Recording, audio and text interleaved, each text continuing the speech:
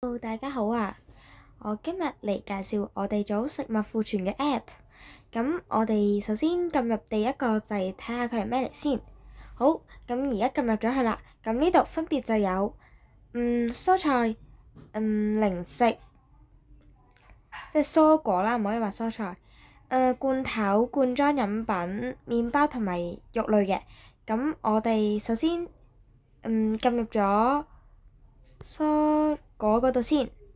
好，即刻我哋加一個新嘅個名呢，我哋就改做哈密瓜。哈密瓜，然後呢，呢度就係要打佢嘅過期日子啦。咁佢就快過期噶咯喎，佢7號就過期咯喎。咁有幾多個呢？一個啦，一個。好，佢就會寄入嚟噶啦。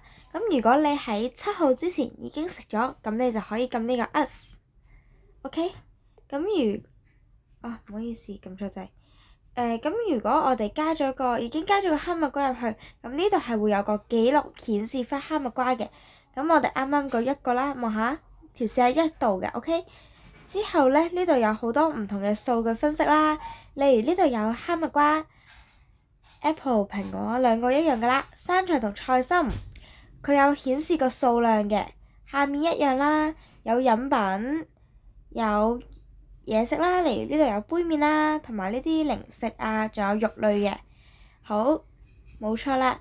咁呢度呢，其實呢度嘅5個一樣嘅，都係記錄翻佢嗰個數據啦，記錄翻佢嗰個數量，同埋你食咗幾多，買咗幾多，就係咁啦。咁我今日嘅分享就去到呢度啦，拜拜。